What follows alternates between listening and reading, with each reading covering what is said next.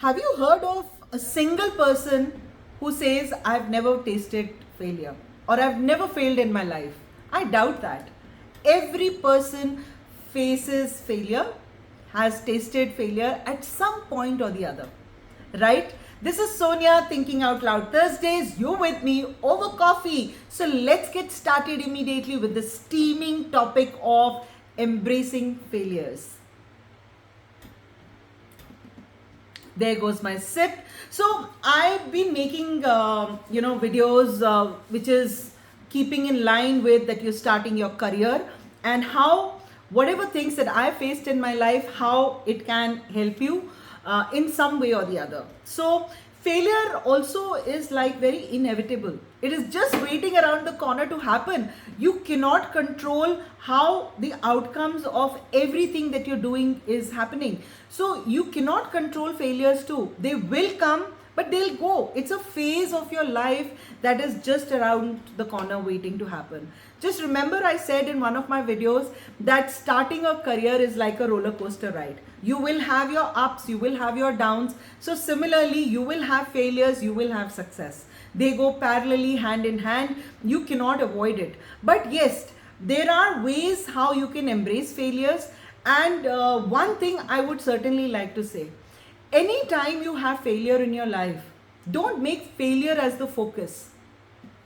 What the focus needs to be is the learning that you can take from the failures. So never make failure as the focus, because if you make failure as the focus, then you're only focused on your own, you'll criticize yourself, you'll be like so down into how can I fail, I didn't expect this moment. Instead, just take a chill pill and get on a lighter note by saying, oops, I never expected this outcome. How come this thing happened? This is so unpredictable. Yes, failures are unpredictable.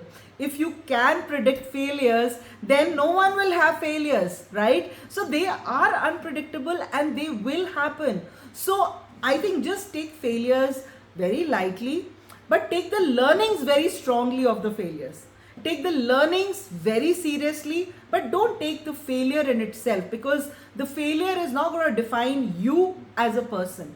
So remember, when we were kids or when we were toddlers, we started walking, we started running, we started going to school, we went to college. So it's not like, we started walking, suddenly we stood up and we started walking or we started running. No, we fell down, we again got up, we again fell down, and that's how we learned how to walk. We learned how to ride a bike. We learned how to drive a car. We learned how to clear our exams with complete focus. We might have failed in some unit test or some semesters, but then we bounced back and we cleared our exams, and here we are now starting our career, right? That's the good thing. So learning from failures is more important. So focus yourself on what is the learning that I can take away, rather than focusing on the whole failure zone out of it, right? So if you see, there are so many real life examples that we have in front of us. Steve Jobs, he had failed so many times in his life, but he bounced back. He learned from his failures. He took a fresh look of how the things were. He took a fresh perspective of things, and he created some of the revolutionary projects or products that have transformed the technology industry. Look at J.K. Rowling. She was rejected by 12 publishers. She is well known for Harry Potter series, if you don't know. Yes, she was rejected by about 12 publishers before her book got published, and today she is one of the wealthiest women. And the examples can be many, right from the film industry to cricketers to any sports field people that you look at, professionals from the sports field, you look at businessmen, you look at entrepreneurs who are doing their startups. So any startup, so today it's a startup culture, every month you see some new startup coming up, getting announced. But do you think that these startups were so easy for people who did that? No. They tried, they again tested, again tried, again tested, they failed, they again tried, and today they've actually launched a big successful startup. Look at Amazon, look at Snapdeal, look at Myntra, look at, so examples are plenty. So don't make failures become a roadblock where you cannot move ahead, right? So let's look at how we can embrace the failures and move on with our lives and make flourishing careers for ourselves, right? So one thing that I can say is that, learn to let go. Don't hold on to the failures, because the failure is not going to define what you are capable of or what is your self-worth. So don't let failures define your self-worth. So learn to let go. It's okay. Just take the learnings, improvise on things, and look at a fresh approach. Gain some insights out of it. Why things didn't go right? Was it in your control? Was it not in your control? So if a company did not achieve the target of say 1,000 crore that they had kept in mind, and because you have done one campaign that was a tiny little part of it and that flopped, so it's not like that's your failure that is leading to 1,000 crore, not the target being met, right? So it cannot be just your failure that is leading to a bigger failure of maybe the company or the team or whatever. So don't take an overload of the failure. Take it easy, take it lightly. This is something that will come and go. You don't have to take it so seriously that it starts impacting your thought process, your whole body, your whole approach to working. That should not happen. Then you would have actually failed as a professional. But you're not failing as a professional, right? So you take the learnings, you let go of that feeling of I have failed. You want to be sad about it, be sad about it for a day, bounce back the next day. Don't linger on, don't stretch the feeling of being like I've failed in this, I failed in this. So if for example I worked on a marketing campaign. The marketing campaign was supposed to generate say 1,000 leads. Out of 1,000 leads, I was expecting say X number of site visits, and I was expecting some closures, but the closures didn't happen. I got the leads, site visits also somewhat happened, but closures didn't happen.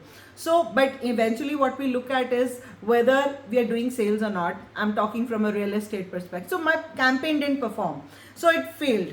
Now, if I just hold on to that feeling to say, oh God, my campaign failed, the money got wasted, resources got wasted, my time got wasted.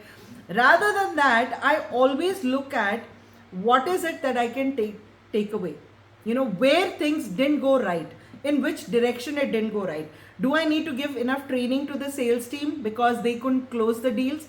Or was the quality of the leads not that great, so I need to relook at designing the campaign in a very different way? Was my messaging not in the right way? So there could be multiple reasons why a single campaign didn't perform.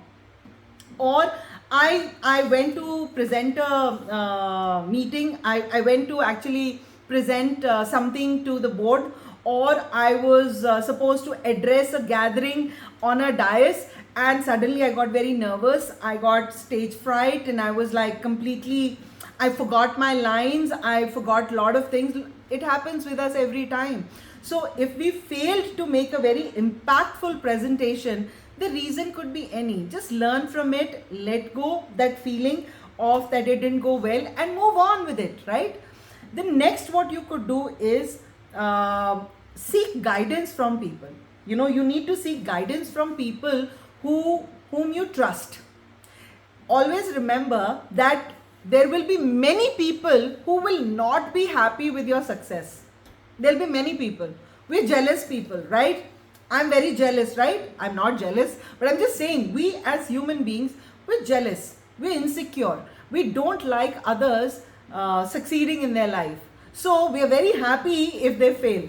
So there'll be many people who will be very happy if you fail, right? But then if you have people that you can trust, you have good rapport with, who are going to encourage you, who will help you bounce back. So remember, I said in one of my video, make meaningful connections at work. People who will encourage you, people that you can trust, who will not judge you by your failures, but they know your true strength. right? So seek guidance from them. Because see, when we are looking at things, we are so close to it, we are not able to look at things in their individual areas. But then there is somebody who's not so involved with what you were doing and why you failed, so they'll be having a very high up eagle view. They'll be able to look at nitty-gritties of where things could have gone wrong and where you can better things to turn around the tables, right? So seek guidance from trusted people who know you, and whom whatever advice that they give you, that it's for your betterment, right? Then you also need to look at accept your limitations. You need to accept your limitations, that you cannot do everything and anything. So if you have to make a presentation, but you fell sick. You fell sick on the day that you have to make a presentation. Now that's out of your control. You've got a bad throat.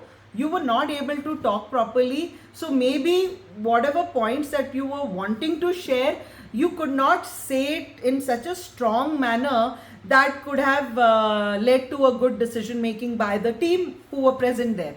Or the board meeting similarly just said that, okay, fine, we cannot give you 1 hour. You only have to finish your presentation in 30 minutes. Now you cannot just shorten your presentation, that mentally you were prepared for 60 minutes. Now you've got only 30 minutes. So first you need to accept whatever limitations are, whether the limitations are within you or the limitations which are due to external factors that are around you. And once you've accepted those limitations, it's very then easy to take the key takeaways from whatever failure that is coming in front of you, and then you can move forward and then ensure that a similar thing doesn't happen, and you have a backup plan for everything, right? So for example, if my throat was not fine, I would have then included some really good bullet points in my presentation that I was supposed to talk, rather than just not having those bullet points right there, right? I would have added maybe few more slides if my throat was not fine.